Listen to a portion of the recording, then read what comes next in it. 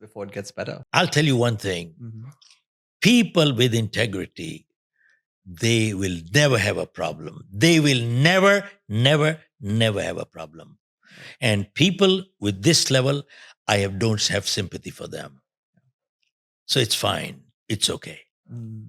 But there are people with integrity who are willing to work hard, and they have integrity and they're willing to do a good job. I don't think they'll have problem. Yeah. They will not have any problem. Look, you cannot substitute that one person. One good machine can substitute 100 people, but 100 machines cannot substitute one good person. Love that. Okay? So we need to be very, very clear that one good person is important. You see, today people say, I work for you. I work for you. No, you work with me. True. You work with me. You don't work for me. You are working for yourself. When you get a paycheck, do you give it to me? So if you give it to me, then you're working for me. Mm. You are getting your damn paycheck. You don't give it back to me. You take it. So why are you saying you're working for me? You're not working for me. Yeah. You are working with me. And sadly, show me one school, even business school, that is talking this language. Show me one business school, even in the US. You know what is coming out of the business school are nuts, not employable. Mm. And they're the most unprepared generation today. Their expectations are so bloody high. They want it, but they don't want to work. Yeah. And they make bloody excuses, all kinds of stuff. Yeah. They want quick money in the stock market and they want trade derivatives and whatnot, which is suicide. Yeah. How much has sales changed? Because you did talk about the fact that, you of course then ventured into insurance sales, which, for, those who are not in the sales profession would think it's easy. It's probably like the hardest, possible, sale that you can actually ever do. One of the toughest things to sell in the world is insurance, life insurance. Yeah. How much has sales actually changed, over the course of, these 5 decades now? And what are you seeing happening in that space? Gaurav, sales has changed drastically. I don't have a thing, otherwise I would draw a grid for you. Mm-hmm. Mm-hmm. See, there used to be a triangle like this. Right. And triangle used to be initially 10%, it was the rapport, establishing rapport, Correct. 20% establishing the need, 30% creating a solution, and 40% was you be closing the sale. So your most of the time is to be close. Right. It's reversed now. So now is this way. Inverse pyramid now. You see, 40% establishing rapport. Rapport means trust. 40% is trust. 40% is trust factor.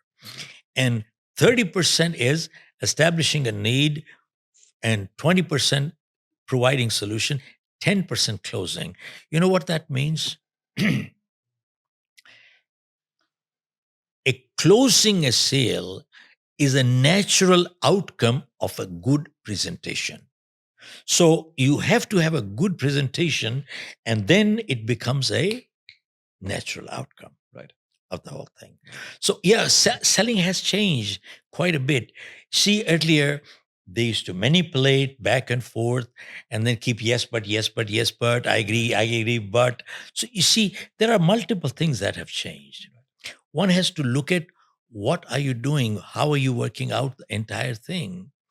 And there are quite a few other things that have changed.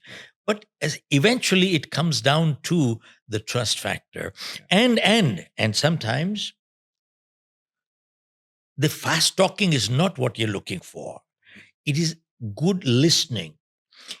You see, by good listening, you establish a pain point. We all have a pain point. Agreed. And most people who call themselves salespeople, they're not salespeople, they're order takers.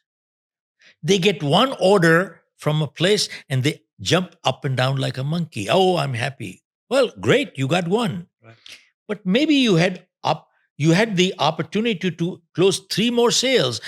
You're happy you got one, but you don't understand that you just lost 3. You left 3 right there. Didn't spot the opportunity. Didn't see the opportunity at all. Mm. And if every sale, The biggest problem in selling life insurance is that you run out of prospects. See, I started my career with Metropolitan Life. They make you make a list of 100 people that you know of, all friends, relatives, everybody, and you start selling from there. So when you start calling them, after some time, they say, yeah, let's ignore this guy's call. I know what he's going to do is sell life insurance, Right. and I don't want it. Right. So biggest challenge that people face is that they run out of prospects. Now, how long you're going to go on with 100 people? See, they don't understand how to get referrals. I remember when I did my MDRT and moved on from there, from every sale, I got 3 referrals. Love it. Now, if you're not getting 3 referrals from every sale, there's something wrong with you. You need to know how to get a referral. So one has to understand, and many times, Gaurav, our own presentations, our demeanor, our words, our things that we talk and work, actually, they build an objection at the end. They build an objection at the end.